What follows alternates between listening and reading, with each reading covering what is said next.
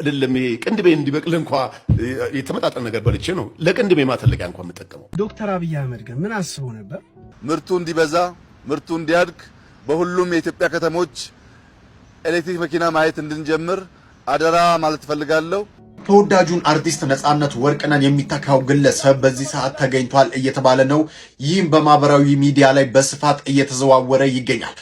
የሆነ ጊዜ ላይ ሚኮ ማይክ የምትባል ልጅ ሚኮ ማይኮ ነው ሚኮ ምናምን የምትባል ልጅ በጎ አድራጎት ሰራለሁ ብለህ ገንዘብ እየሰበሰብክ ነበረ። ይሄንን ልጅ ለማስገደል ወይንም ደግሞ እኔ አሁን እየሰማው ያለሁት ነገር በጣም ነው የገረመኝና አዶናይ ፖለቲካ ውስጥ ያለ ሰው አይደለም። ሰላም ጤና ይስጥልኝ ውድና የተከበራችሁ የቻናላችን ቤተሰቦች እንዴት ከርማችሁልኛል? እኔ ያለው ክብሩ ይስፋ። ዛሬም እንደተለመደው ሶሻል ሚዲያ ላይ ሲዘዋወሩና ሰዎች ሲነጋገሩባቸው የነበሩትን ቪዲዮዎች ሰብሰብ አድርጌ ይዤላችሁ መጥቻለሁ። እንደተለመደው በእነሱ አብረን ሐሳባችንን እንገልጻለን። ከእናንተ የሚጠበቀው እስከዚህ ቪዲዮ መጨረሻ አብራችሁ መቆየትና እንዲሁም ለዚህ ውድ ቻናል አዲስ የሆናችሁ ይሄንን ቻናል መቀላቀል ብቻ ነው። እንዲሁም ሁላችሁም ይሄን ቪዲዮ እንደምትወዱት ስለማልጠራጠር አንድ ጊዜ ላይኳን ጠቅ አድርጋችኋት ወደ ዛሬ ቪዲዮቻችን እንሂድ።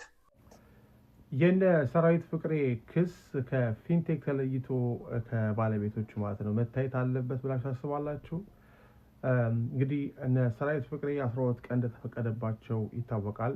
ፖሊስ የምርመራ ጊዜ ብሎ ፍርድ ቤቱን በጠየቀው መሰረት ፍርድ ቤቱም 12 ቀናት ፈቅዶ ፖሊስ ምርመራውን እንዲቀጥል አድርጎ ነበር። ሆኖም እነ ሰራዊት ይግባኝ ጠይቀዋል። ይግባኝ የጠየቁትም ክሳችን ከፊንቴክ አማራጮች ጋር የተለየ ይሆንልን ይለየልን፣ ስለዚህም ክሳችን ይሄን ያክል የምርመራ ጊዜ አያስፈልገውም በሚል ለፍርድ ቤት ከእናንተ ብዙ ዛሬው ዕለት እንግዲህ አርብ ይሄ ዜና ምናልባት እናንተ ጋር በሚደርስበት ጊዜ ላይ ፍርድ ቤት ይቀርባሉ ማለት ነው። ስለዚህ ፍርድ ቤቱ ይግባኛቸውን ተቀብሏል። ግን የፖሊስን ምክንያት ደግሞ መስማት ፈልጋለሁ ማለቱ ዛሬ ከሰዓት በኋላ ውሳኔ ይሰጣል። እንግዲህ እናንተ የዛሀበሻ ቤተሰቦች እነ ሰራዊት ያቀረቡት ጥያቄን እንዴት ተመለከታችሁት? ከፊንቴክ ውጪ መታየት አለበት ወይ? ሰራዊት ፍቅሬ፣ ሰለሞን ቦጋለም፣ ቲክቶከሩ መንሱር ጀማል፣ ዳንኤል ተገኝ የተለያዩ አርቲስቶች መታሰራቸው የሚታወቅ ነው። እስኪ ጉዳዩን የፍርድ ቤቱን ጉዳይ ደግሞ ተከታትለን ወደ እናንተ እናደርሳለን። እንግዲህ ሰሞኑን የነበረውን የፊንቴክ ኢንቨስትመንት ላይ የተፈጠረውን ነገር ሁላችሁም ሰምታችኋል ብዬ አስባለሁ እና ከዛ ጋር በተገናኘ ብዙ አይነት አዳዲስ ነገሮች እየተፈጠሩ ይገኛሉ። በአሁኑ ሰዓት ደግሞ እየወጡ ያሉ መረጃዎች እንደሚያሳዩት ከሆነ እኛ ይሄ ሁላ አይገባንም እያሉ ነው የሚገኙት እና እኔ ቀልድ ነው ብዬ ነው ማስበው፣ እየቀለዱ ነው ብዬ ነው ማስበው። ምክንያቱም የዚህን ሁላ ግለሰብ ብር አስበልተው እንደዚህ አይነት መልስ መመለስ ተገቢ ነው ብዬ አላስብም እና ከዛ ጋር በተገናኘ ብዙ አዳዲስ ነገሮች እየወጡ ይገኛሉ በአሁኑ ሰዓት። አይደለም ይሄ ቅንድቤ እንዲበቅል እንኳን የተመጣጠነ ነገር በልቼ ነው ለቅንድቤ ማተለቂያ ነው። ለቅንድቤ የተመጣጠነ ነገር ሰዎች በእኔ እድሜ ቅንድቤ አንታውን ቅንድቤ ራሱ እያለቀ ነው። አጃ ነው ራሱ የቻለ ነገር አነግርሃለሁ። ምንድን መንሱር ይደርሳል እኮ ቅንድብ ጋር ከደረስ ትንሽ ከፍ ማለት ነው የሚጠበቅ። በአሁን ደግሞ የአይምሮ የአንጎል ብላስ የቅንድብ ፀጉር ማደግ እኮ አንቱ አያስብልም እኮ የቅንድብ ፀጉር ቀንጭሮ እንደ አይምሮ ቢያደግ አይሻልም? እሱም አንቱታ ነው የሚያመጣውና እኔ አሁን ደግሞ የአይምሮ ብትበላና እንደው ብትነግረን ብታሳይም ባይ ምክር ነው። አመሰግናለሁ። ይሄ ምክር አስፈላጊ ነው ብዬ ነው ማስበው። ምክንያቱም አንዳንድ የሶሻል ሚዲያ ላይ ለማን ነው የምናጋራው ይሄንን ነገር ብለን ማሰብ አለብን። ምክንያቱም ኢትዮጵያ ውስጥ ብዙ የተቸገረ ሰው እያለ በአሁኑ ሰዓት ስለ ይሄ ቅንድብ ማሳደጊያ ምናምን ማውራት ተገቢ ነው ብዬ አላስብም እና ብዙ ሰዎች በሱ ላይ ሙድ እየያዙበት ይገኛሉ፣ መንሱር ጀማል ላይ ማለት ነው። በተለይ ደግሞ ያው ሲታሰር በጣም ብዙ ሰው ተደስቶም እንኳን ባይሆን ቲክቶክ ላይ በጣም ብዙ አይነት ነገሮችን እያጋሩ ነበረ። ሰራዊት ፍቅሬ ከዚህ በፊት እኮ ሲኖ እናስመጣላችኋለን ብሎ የአረስ አመት ነው ሲኖ ይመጣላችኋል ብሎ እኮ የተበሉ ሰዎች ብዙ ናቸው። እሱ ነው አያስጠይቀኝም ብሎ የሄደባቸው። ሰራዊት ፍቅሬ ሲኖ እንደዚህ ሲያስበላ ሰለሞን ቦጋለ ሆስፒታል አስገነባላችኋለሁ ብሎ ብር ለቅሞ ነበር። ይሄ ትሬንድ አላቸው እነዚህ ሰዎች በዚህ ትሬንድ ጥያቄ ስንት የታመሙ ህብረት ለበጎ የሚሉ አርቲስቶች የሚታከሙበት በብዙ ቢሊዮን ብር በበጎ ስራ ላይ ያለ መልካም ሰው ነው። ነገ ይሄ አርቲስት ልጅ እንኳን አይደለም ታዋቂ ትልቅ ሰው ነው። ያን የበጎ ስራውን ይዞ ቢመጣ ዛሬ የፊንቴክ ታሪክ ይከተለዋል። ብዙ ሰዎች ብዙ በደዌ ዳኛ በአልጋ ቁራኛ ያሉ ሰዎች ይታከሙበታል ተብሎ ተስፋ የሚደረገው ሆስፒታል ውሃ በላው። እንደው ይሄ ነገር ግን አላሳሰበህም አንተ? ተለቅሟል 6 ቢሊዮን ብር የሚያወጣ ሆስፒታል ገነባለሁ ብሎ ሲል ነበር። እስካሁን ገንብቶ አላየነውም። ገንብቶ ብናየው ኖሮ ትልቅ ሰው ነው እናከብረዋለን። ስለዚህ እስካሁን አላየነውም። ምንም ያደረገው ነገር የለም እስካሁን። ብሩም ክሊር የሆነ ነገር የሚታወቅ ነገር የለም። ሰማያዊ ፈረስም ቢሆን እኔ የማውቀውን ያህል አንተ ስለማታውቀው ሰማያዊ ፈረስም ከየት እንደመጣ ነው ያውቀው። ሰማያዊ ፈረስም እንግዲህ ያው በነ መንሱር ጀማል እና በነ ሰራዊት ፍቅሬ በጣም ብዙ አዳዲስ መረጃዎች እየተሰሙ ነው። ይህንን ቆይታ ያው ካልተከታተላችሁት ያው ትንሽ ቀንጨብ አድርጌ ያሰማችሁ። አዎንታ በርሲሳ እና የእግረኛው ሚዲያ ላይ የቀረበው ግለሰብ አዎንታ በርሲሳ ይባላል። አዎንታ በርሲሳ ማለት ደግሞ ያው የነ ሰራዊትን የነ መንሱር ጀማልን ከስር እየተከታተለ መረጃ ሲያቀብል ህዝቡን ሲያስጠነቅቅ የነበረ ግለሰብ ነው ከመጀመሪያ ጀምሮ እና በአሁኑ ሰዓት በህዝቡ ዘንድ ያለውን ተወዳጅነት ልነግራችሁ አልችልም። በቃ በየቪዲዮ ኮሜንቶቹ ገብታችሁ ብታነቡና ብትሰሙ ስለሱ በቃ ከጉድን ያተረፍከን እያሉ ብዙ ሰዎች እየተናገሩ ይገኛሉ ስለዚህ ግለሰብ ማለት ነው። ሌባ አትፈራም እንዴ? ቤት አታስገባውም እንዴ? ምን እሺ የሆነ እዚህ እኮ ሌባ ምናምንስ? አዎ ሌቦችማ ቲክቶከር ሆነዋል እንዴ? እንግዲህ በቃ ከነ ቡድ እየተያዘባቸው ነው ማለት ይቻላል። በጣም አስቸጋሪ ሁኔታ ላይ ነው ያለው በአሁኑ ሰዓት። እኛ ሀገር ላይ እንደዚህ ነገር እየተለመደ መጥቷል። በጥሩም በመጥፎም ሰው በቃ መቀለድን ተያይዞታል። እስኪ ሌላም ቀልድ አለ። ሰሞኑኛ ነገር ሰሞኑን ኢትዮጵያ ላይ እየተካሄደ ያለውን የነዳጅ ጭማሪና የነዳጅ እጦትን በተመለከተ ብዙ አይነት አዳዲስ ነገሮች እየተፈጠሩ ይገኛሉ እና መመስገንም ያለባቸው አካላቶች አሉ። እነማን ናቸው የሚለውን አብረን በቪዲዮ እንመልከት። እንኳን አብሮ ደስ አለን። ቀዳው ምን ከበደህ? ያው በጣም ብዙ እንትን ነው። ይኸውልህ ለዛ መዋልም ማደርም ስላለ ልብስ በደንብ ያዝ። ልብስ ያዝ በደንብ። አዎ ሁለተኛ መጸዳጃ በጣም ችግር ነው። እዛ ካባ ለካባ ጫካ ውስጥ አጋድመ ነው እንደምንወጣ አይደለም ታውቂዋለህ? እንደዛ አይደለም። አዲስ አበባ ኮሌ የተሰለፍከው በቃ እኔ አሁን ብዙውን በቆሎና በውሃ ነው ያሳለፍኩት። ቆሎና ውሃ ነው የተጠቀምኩት። በዚሁም ጾም ስለሆነ እንትን አለልኝ። በስነ ልቦናም ተዘጋጅ። አዎ በስነ ልቦና ተዘጋጅ። ምን አገናኘው?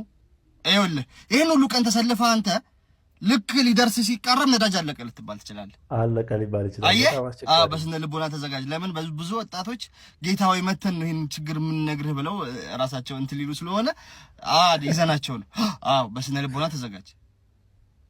አራተኛ የሌባ ጎማ አንተ ይሄን ሁሉ ሰልፍ ተሰልፈህ አጭበርብሮ ሊገባ የሚሞክር ሌባ አለ።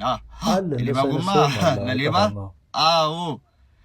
ያው ትንሽ እንትን ያለኝ በጣም የከበደኝ እንትን ነው የቤተሰብ ናፍቆት በጣም ነው የከበደኝ። የመጡ ይጠይቁኝ ነበር። የመጨረሻውን ቀናቶች ያው እኔ ጋር ነው አብረው የተሰለፉት። የቤተሰብ ናፍቆት በጣም ነው የሚጎዳው። ትነዳዋለህ ወይ? ይሄ ከባድ ጥያቄ ነው እውነት። ገና የሚገርም ሞተሩ እዛ አስነሳው አንጀቴ ስብ ብሎ የሚለው እንዴት በቃ ላሊ ዘመዘባል እንደበዳተ ድንግል ባር እኮ ነው። አሁን በቃ እኮ ድንግል ባር እኮ ነው የሚታየኝ። እኔ እንጃ እንግዲህ እስኪ እግዚአብሔር ያውቃል። እኔ ልንደው አላወኩም። በል በርታ። እሺ በርታ። እሺ ወንድሜ አይዞህ። ያው መጨረሻ ላይ እንትን ትራምፕ እኮ ሸቆምቦሬ ብለህ ዝጋ። ሰሞኑን የተፈጠረውን ያው ዓለም አቀፍ ጦርነት ተከትሎ አፍሪካችን የሆኑ ነገር ውስጥ እየገባች ትገኛለች። በተለይ ደግሞ ኢትዮጵያ በነዳጅ እጦት እየተሰቃዩ ከሚገኙ ሀገራቶች ውስጥ አንደኛዋና ያው በቀደምት ውስጥ የምትካተት ናት ማለት ይቻላል። እና ሰሞኑን ኢትዮጵያ ላይ ያለውን የነዳጅ ሰልፍና ያው በነዳጅ ዙሪያ ያሉ ኢኮኖሚ ችግሮች በጣም አስቸጋሪ ሆነዋል። ሰምታችኋል ብዬ አስባለሁ። እና ከዚህ ቀደም ስለ ኤሌክትሪክ መኪና ሲወራ ዶክተር አብይን በጣም ብዙ ሰዎች እያመሰገኑት ይገኛሉ። ምክንያቱም ዶክተር አብይ የኛውን መኪኖች ባያስገባ ኖሮ አሁን ሰዓት ላይ ወይ ደግሞ በአሁኑ ሰዓት ምን አይነት ችግሮች የበለጡ ሊፋፋሙ እንደሚችሉ ማሰብ አይከብድም ነበር። እስኪ ለማንኛውም እነማን ናቸው ያመሰገኑት የሚለውን በቪዲዮ አብረን እንመልከት። ዶክተር አብይ አህመድ ግን ምን አስቦ ነበር? ምርቱ እንዲበዛ ምርቱ እንዲያድግ በሁሉም የኢትዮጵያ ከተሞች ኤሌክትሪክ መኪና ማየት እንድንጀምር አደራ ማለት ፈልጋለሁ። የኤሌክትሪክ መኪና ብቻ ሀገሪቷ ውስጥ እንዲኖር ነበር አይደል ፕሮግራም የነበረው።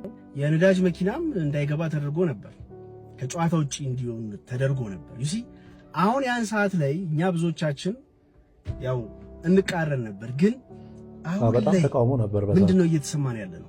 ሁላችንም የኤሌክትሪክ መኪናን ዊሽ እያደረግን ነው። ያቆምነው መኪና ብዙ አለ። ነዳጅ መርገጥ እየፈራን ነው። ቀድሞ ማድረጉ ለብዙዎች እንዲተርፍ ሆኗል። አሁን ኤሌክትሪክ መኪና ያለው ሰው እግሩን ሰቅሎ ነው የሚነዳው።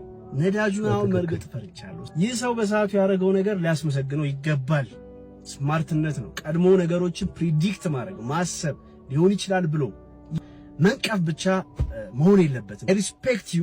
እንግዲህ ዶክተር አብይ አህመድ በጣም እየተመሰገነ ይገኛል በአሁኑ ሰዓት ላይ። በተለይ ደግሞ የኤሌክትሪክ መኪና ያላቸው ግለሰቦች እንደነሱ እግራቸውን ሰቅሎ የሚሄድ ግለሰብ አለ ብዬ አላስብም በአሁኑ ሰዓት። ምክንያቱም ነዳጅ ሰልፍ የለባቸው በዚህ ሰዓት፣ ዋጋ ጭማሪ ያሳስባቸው፣ ብቻ የብዙ ዓመት እድላቸውን ወይ ደግሞ የብዙ ዓመት ቻንሳቸውን እየጠቀሙ ነው ብዬ ነው የማስበው። እና ብዙ ሰዎች በዚህ ሰዓት የነዳጅ መኪናን አማረው በተለይ ደግሞ የኤሌክትሪክ መኪናን እያወደሱ ይገኛሉ። እስኪ እናንተ በዚህ ቪዲዮ ላይ ምን አይነት ሀሳብ አስተያየታላችሁ? ሀሳባችሁን በጨዋ ደግሞ ኮሜንት ሴክሽን ላይ አስቀምጡልኝ። ወይ የታገለው ነገር አልሳካ ሲለው እዛ ደግሞ ሄዶ ኦኬ፣ እዚህ ዘፋኝ የነበረው እዛ ምንድን ነው የሚሆነው? ብዙ ጊዜ ዘማሪ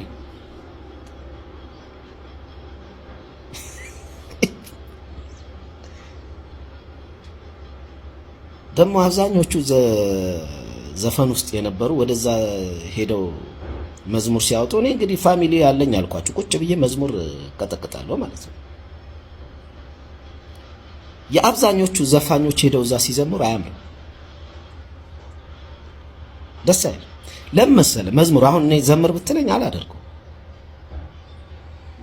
መዝሙር ዘማሪዎቹ ራሳቸው ጸጋ፣ ያ የመዝሙር የመዘመር ጸጋቸው ያስታውቃል። ዘፋኝ ስለሆንክ ሄደህ ብቻ መዘመራችን እንዳይመስል። እኔም ብዙ ጊዜ ሞክሬያለሁ። በጣም የሚሰቀጥጥ በቃ ውሸት ነው፣ ያስታውቃል። እንትኑ ምናምን መንፈሳዊነቱ ምናምን ያ የራሱ አለ። እኔ አሁን ስዘፍን ደግሞ የራስ የሚጋባብኝ የሆነ በቃ ደስ የሚል ልክክ ሲለኝ ይታወቀኛል። መዘባረቅ አያስፈልግም ለማስመሰል እዛ ጋር ምናምን ለሰው ምናምን ምን ይሰራል? ማንም ሰው የ3 ወር ደሞዝን አይከፍልም። ሳሚዳን እንግዲህ ሰሞኑን ከአቤል ሙሉጌታ ጋር በተያያዘ ይመስለኛል አቤል ሙሉጌታና ድምፃዊ አቤል ሙሉጌታና ድምፃዊ ጂ መሳይ እምነታችንን ቀይረናል ብለው በሶሻል ሚዲያ ገጻቸው ላይ ባጋሩት መልእክት ይመስለኛል እነሱን ቀጥታ የሚመለከት መልእክት ነው ብዬ ነው ማስበው። እና ብዙዎችን ቅር ያሰኘው ነገር ለምን በእንደዚህ አይነት ሁኔታ ላይ ወይ ደግሞ ያው ፕራይም በነበራችሁ ሰዓት ለምን አልቀየራችሁም እያለ በተናገረው ነገር ብዙዎችን አስቀይሟል። እስኪ እናንተ በዚህ ቪዲዮ ላይ ምን አይነት ሀሳብ አስተያየታችሁ? ሀሳባችሁን ኮሜንት ሴክሽን ላይ በጨዋ ደግሞ አስቀምጡልኝ። ተወዳጁን አርቲስት ነጻነት ወርቅነህ የሚተካው ግለሰብ በዚህ ሰዓት ተገኝቷል እየተባለ ነው። ይህም በማህበራዊ ሚዲያ ላይ በስፋት እየተዘዋወረ ይገኛል። ታዲያ ግለሰቡ አንዱዓለም ይባላል። ተወልዶ ያደገው በነቀምቴ ከተማ ነው። ታዲያ ነጻነት ወርቅነህን በከፍተኛ ሁኔታ የሚያስመስለው በድምፅም ይሁን በአኳኋን በከፍተኛ ሁኔታ ነጻነትን ያስመስላል። ታዲያ ብዙዎችም እሱ ነው በነጻነት ወርቅነህ ቦታ መተካት ያለበት፣ እባካችሁ ምርጫ ውስጥ ይግባ እያሉ ይገኛሉ። እስቲ ሙሉውን አድምጡት። ሁላችሁም ትመጣላችሁ፣ ዝነኛና ሀብታም ታዋቂ ትሆናላችሁ። ድምፁ ራሱ እዚህ ትዋኛላችሁ። እንደ ድሮ ሰርግ ሄዳችሁ ማግኘት እዚሁ እየዋኛችሁ ዳይቭ እየገባችሁ በላይፍ ሴቨር ነው። ተበላን አልተበላን ውሃውን ጠጣናል። ከጠጡ ችግር አለው እንደ ዳኒ ችግር የለውም። ጠጡ አለን። እዚህ 40 ሺህ ልጅ ታገር ስላለ ችግር የለብንም። መጣችሁ ምን አይነት መመሳሰል ነው? ትዋኛላችሁ። እማችሁትን እናለማምዳለን። ስፔሻሊ ቺኮች እንግዲህ በቪዲዮ ላይ እንደተመለከታችሁት ነጻነት ወርቅነህን የሚመስል ወይ ደግሞ ተተኪው ተገኘ በማለት ነው ያው ብዙዎች ይህንን ቪዲዮ እያጋሩ የሚገኙት ማለት ነው። እና እስኪ ሌላም ቪዲዮ አለ። ያው ይሄኛውን ቪዲዮ ከሶሻል ሚዲያ ላይ ከተዘዋወረ በኋላ ይመስለኛል በራሱ ፔጅ ላይ አንድ ያጋራው ቪዲዮ አለ። ያው የነጻነትን ካራክተር ሲጫወት ሌላ ማለት ነው። እስኪ እሱን አብረን እንመልከት። ቁጥር መጫፍ ከባድ ቢቸረ ፈጃ ቢለው ፈጃ እና ሰምተናል እኮ ደውላችሁ ሰው እንደምትዘርፉ እኮ አውቀን ደርሰንባችኋል እኮ። ለዘል ሰምቻለሁ። ምን አለ ባቆም፣ ምን አለ አቆም ቢሆን ኑሮ ምን አለ ባይ 10 ቁጥር መርጫ ጠፋ በሚል ተልካሻ ምክንያት ገባ። ያምራል የቦይፍሬንድ ያምራል በይል እንዴ የአንዱዓለምን ቲክቶክ አካውንቶች አሁን ነጻነት አንዲ ብሎ መጥቷል። ፎሎ፣ ሼር፣ ኮፒ ሊንክ እያደረጋችሁ ፎሎወርሱን እያሳደጋችሁ እሱም ነቀምት ነው የሚኖረው። ወለጋ ነቀምት ተወልዶ ያደገበት ሀገር ነውና በጣም ጎበዝ ታሌንትድ የሆነ ማስታወቂያ መስራት የሚችል አልፎም ተርፎ ባለሙያ ነውና እባካችሁ እንግዲህ ነቀምት ላይ ያላችሁ ወይ ደግሞ ውጪ ሀገር ውስጥ ያላችሁ ሼር፣ ኮፒ ሊንክ፣ ፎሎ በማድረግ አካውንቱን እናሳድጋለን። አልፎም ተርፎ በቅርቡ ደግሞ ኢቢኤስ ላይ ይመጣል። ሁላችሁም ተመጣጣኛችሁ ዝነኛና ታዋቂ ተደረግ ትሸልማላችሁ። እዚህ ቦቁ ኢቢኤስ ሁላችሁም ዝነኛና ታዋቂ ተደረግ የነጻነትን ጉዳይ እናስቀጥለዋለን። እኛ አለን እኮ እኛ እያለን የእሱ ጉዳይ እንዴት ይቆማል? እንኳን በሰላም መጣችሁ። እያንዳንዳችሁ በዚህ በኩል የሮባ ቤተሰቦች ይታዩናል፣ በዛ በኩል የቴሪ ቤተሰቦች ይታዩናል። የቴሪ ቤተሰቦች፣ የሮባ ቤተሰቦች አንዳንድ ሰው ወክላችሁ እዚህ ትመጣላችሁ። የመጀመሪያውን ጎበዝ ነው በጣም። እኔ ቪዲዮን ሳይሆን ለመጀመሪያ ጊዜ በተለይ ደግሞ መጀመሪያ ስመለከተው ቪዲዮን የመሰለኝ ምንድነው አንዳንድ ቲክቶክ ላይ ሊፕሲንግ የሚሰሩ ግለሰቦች አሉ አይደለ? ዩቲዩብ ላይም ሆነ ቲክቶክ ላይ ሊፕሲንግ የሚሰሩ ሰዎች አሉና እንደዛ ነበር የመሰለኝ። አፉ እንቅስቃሴ የሆነ እያስመሰለ ግን በምንም ታምር እንደዛ ሊሆን አይችልም ብያየው። ደጋግሜ ቪዲዮን ስመለከተው ከራሱ ነው የሚወጣውና አክሽኖቹ፣ ሲከተል ደግሞ አሸመዳደዱ፣ ፍጥነቱ፣ ያነጋገር ፍጥነቱ ራሱን ቁጭ ማለት ነው። በቃ መልካቸው ብቻ ነው የሚለያየውና በጣም ገርሞኝ። እስኪ እናንተ መጀመሪያ ስታዩት ወይ ደግሞ መጀመሪያ ድምፁን ስትሰሙት እዚህ ቪዲዮ ላይ ምን ተሰማችሁ? እስቲ ነፃነትን ያያችሁት አይመስላችሁም? በልጁ ፊት ወይ ደግሞ በልጁ ንግግር ውስጥ ማስተርስ ያለውን ጋዜጠኛ በጥበቃ ልታባረር አትችልም። ስፖንሰር ለጣቢያው የሚያመጣ ጋዜጠኛን በጥበቃ ማባረር አትችልም። አሉላ ይላል። ለቦታውም አትመጥኝም። አሉላ ምን መሰለህ፣ አሁን ትልቁ ችግር ማለት ነው በቃ በየጊዜው መነጋገሪያ ርዕስ መሆን ትፈልጋለህ።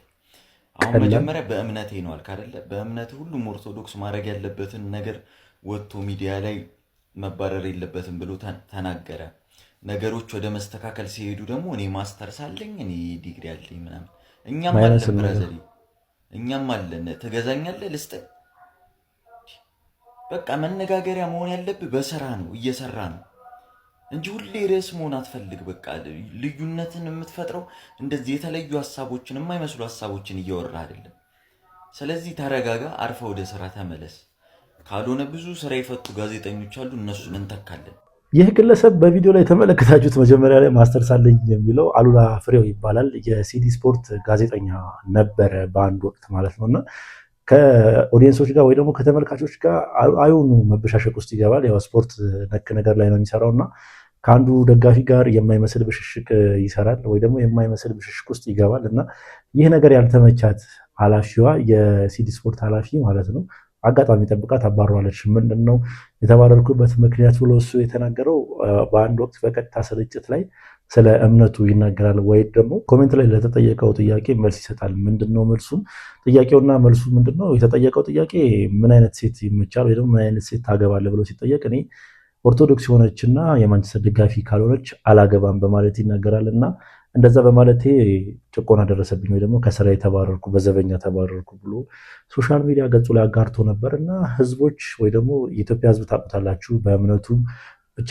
እምነት ላይ ያለውን አቋም ታውቃላችሁና በእምነት ሲመጣበት ደስ ስለማይለው በስስኮኑ ገብቶ እኛ አለንልህ ችግር የለውም ሲሉት እሱ ነገሩን ወደ ሌላ ነገር ቀየረው። ምክንያቱም ተደገፍኩ ብሎ ነው መሰለኝ የልብ ተሰምቶት አሁን ደግሞ የተናገረው ነገር ሰምታችሁታል። እኔ ማስተርስ ያለኝ ሰው ነኝ በቀላሉ ልታባርሪኝ አትችይም ነገር ነውና ማስተርስ ለየዚህን ያክል የልብ ይሰጣል ብዬ አላስብም። እስኪ እናንተ በዚህ ቪዲዮ ላይ ምን አይነት ሐሳብ አስተያየታላችሁ?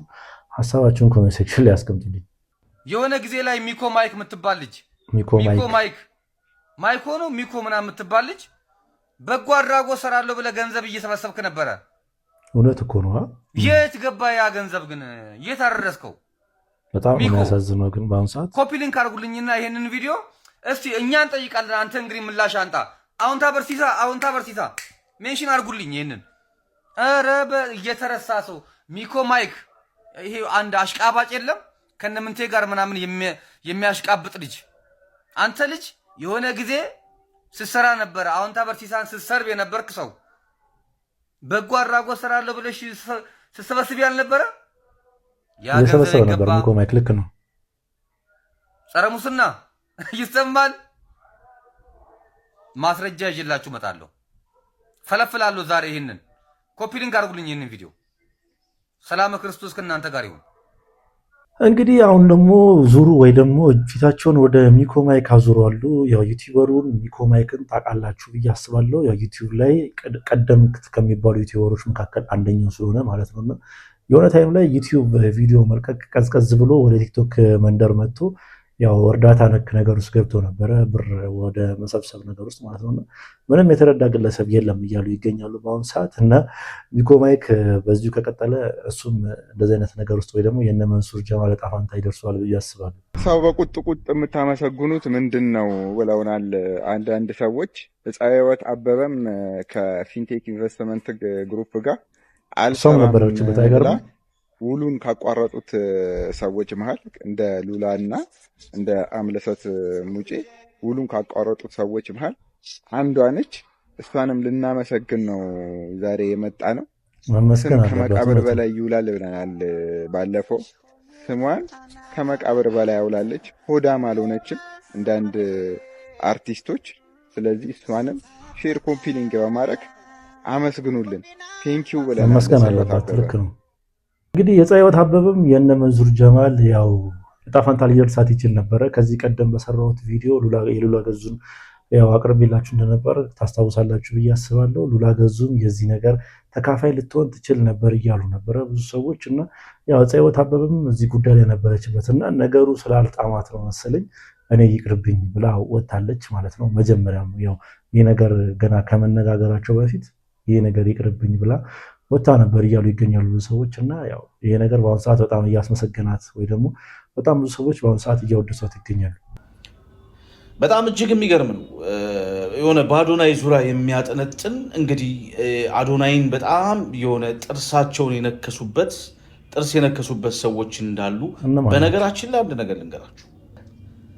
ይህንን ልጅ ለማስገደል ወይንም ደግሞ እኔ አሁን እየሰማው ያለሁት ነገር በጣም ነው የገረመኝ። እና አዶናይ ፖለቲካ ውስጥ ያለ ሰው አይደለም፣ ብሔርተኝነት ውስጥ ያለ ሰው አይደለም። እኔ እስካሁን ድረስ እኔ ያየሁት ነገር የለም። ምናልባት በዚህ ጉዳይ ላይ የምታውቁ ሰዎች ካላችሁ ልትነግሩን ትችላላችሁ። ግን በጣም አደገኛ ነው። በድፍረት ሰዎች ወጥተው እኔ አንድ ሴት ናት በጣም እጅግ ማቃት ሴት ነች እንጂ ማቃት ሴት ናት ይሄንን ስታወራ የሰማሁት ከኢንጂነር ስመኘው ይበልጣሉ የአዶናይ ምን አገናኙ ከኢንጂነር ብላ ነው የተናገረችውና በዚህ ሰሞን ውስጥ አንድ ሰው ይሞታል ወይ ደግሞ ከናካቴው ደብዛው ይጠፋል። አዶናይ ከኢንጂነር ስመኘው ይበልጣሉ። ምን አደረገ አዶናይ? ኢንጂነር ስመኘውም ሰራ የተባለ ወንጀል የለም። አዶናይ ምን አደረገ? የትኛው የመንግስት ተቋም ውስጥ ነው የሚሰራው?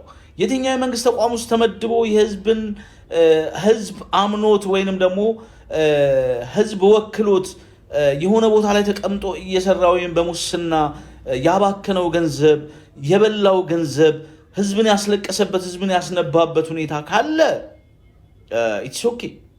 ምንድን ነው እሱንም እስከ መግደል ደረጃ ምንድን ነው የሚያደርሰው? ምን አደረገ አዶናይ? እውነቱን እኮ ነው። ምን አደረገ? ምንም ያገናኘው ነገር አለ ፖለቲካ ውስጥ የለ።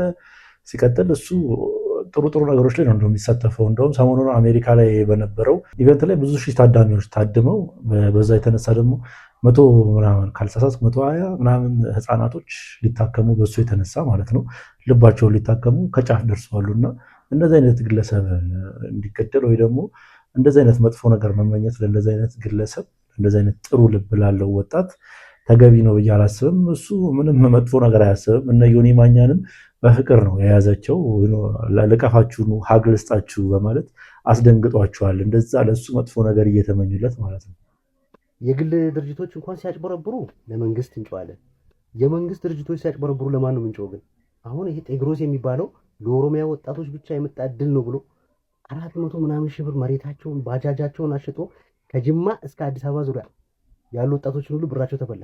እሺ ለነዚህ ሰዎች ለማን ነው ምንጮሽ? በየት በኩል እንዲልባቸው ታውቃለህ?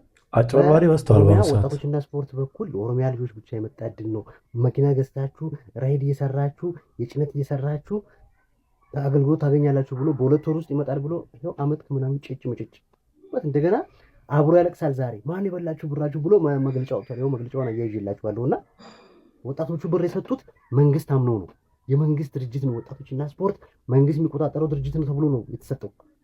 መንግስት ትረስትን አሳልፈ ለነዚህ 10% መኪና እናመጣለን እያልኩ ለነሱ ትሰጣለህ እንዴ? ኦሮሚያ ላይ ምንድነው እየሆነ ያለው? ማን ነው ገይ ሌባት ለወይዛ ሀገር ላይ በመንግስት መዋቅር ውስጥ ገብቶ በጥቃቅንና አነስተኛ መምጣት እኮ ነው የቀረው።